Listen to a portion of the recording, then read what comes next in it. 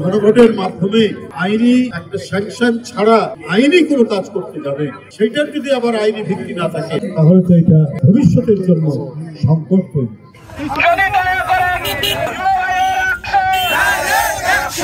বাংলাদেশ জাতীয়তাবাদী দল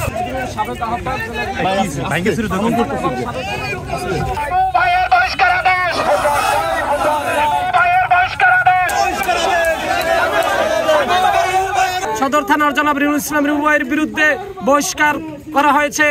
আমরা এখানে দাঁড়িয়েছি তার বহিষ্কার আদেশ প্রত্যাহারের দাবিতে। তাকে যে একটি কুচক্রী মহল বহিষ্কার করেছে বিভিন্ন ষড়যন্ত্রের মাধ্যমে, তার আমরা প্রত্যাহার চাই এবং পটুয়াখালী জেলা বিএনপিকে শক্তিশালী করতে হলে রিমনুল ইসলাম রিবুর মতো যুবদলের সভাপতি দরকার।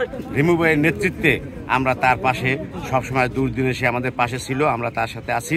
আমরা তার এই ধরনের নেতাই আমরা চাই। অ্যাডভোকেট রুহুল কবির রিজভী আর্থিক সহায়তা তুলে দিচ্ছেন।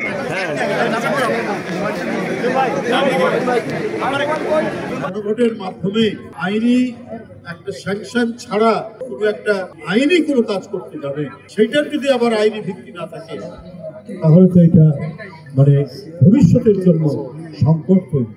এটা আমরা যদি এখন থেকে যদি সতর্ক না, শুধু নিজের ইচ্ছা, নিজের আকাঙ্ক্ষা এবং নিজের অহমিকাকে প্রতিষ্ঠিত করার জন্য কিছু কিছু রাজনৈতিক দল যে আমার এটা মানতে হবে। আরে ভাই, ঠিক আছে, সবাই মিলে কথাবার্তা বলে বললেন, ঠিকই আছে, কিন্তু এটার আইনি ভিত্তি কতটুকু আছে সেটা তো আপনি জানতেন। আপনার কতজন এক্সপার্টের সাথে আপনারা কথা বলছেন, এটা তখন প্রশ্ন যাচ্ছে। আজকে বিভিন্ন জায়গা থেকে এই প্রশ্নগুলো আসছে। জুলাই সনদ হয়েছে, এর 84টি ধারা কয়জন মানুষ জানে? বিদেশিদের সাথে চুক্তির ক্ষেত্রেও দেশের নিরাপত্তা, ভবিষ্যতের নিরাপত্তা কত তো কাজ বাকি আছে। আপনারা প্রায় 1 বছরের কয়েক মাস বেশি হয়ে মানুষ যেটাতে আক্রান্ত হচ্ছে, আপনার তো নজর সেই দিকে থাকা উচিত। হাসিনার মতো কোনো চুক্তি করার জন্য তো মানুষ এখানে আপনাকে বিদেশি কোম্পানির সাথে নানা বিষয়ে নানা সেক্টরে আমাদের চুক্তি হতে পারে আমাদের দেশের উন্নয়ন উৎপাদনের জন্য, কিন্তু দেশের সার্বভৌমত্ব, নিরাপত্তা এটাকে দুর্বল করে তো চুক্তি। শেখ হাসিনা চুক্তির শর্তগুলা বাংলাদেশের মানুষকে জানাতেন।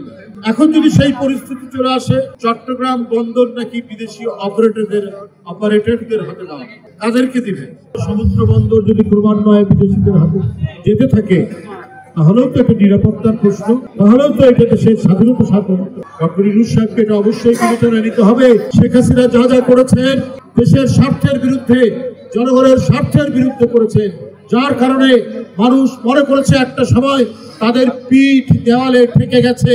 অতএব এই ধরনের ভ্রষ্টাচার, এই ধরনের মানব শিশুদের রক্ত পানকারী একজন ভয়ঙ্কর নারী, যে বিনা ভোটে ক্ষমতায় থাকতে চায় শুধুমাত্র নিজের স্বার্থ রক্ষা করার জন্য, নিজের পরিবারের স্বার্থ রক্ষা করার জন্য, বাংলাদেশটাকে লুটপাট করার জন্য, বাংলাদেশের জনগণের যে টাকা আমানত রাখা হয় সেই ব্যাংকগুলোকে হরিলুট করার জন্য কাজ করছে, সেটার পুনরাবৃত্তি যাতে না হয় এটা ডক্টর ইউনূস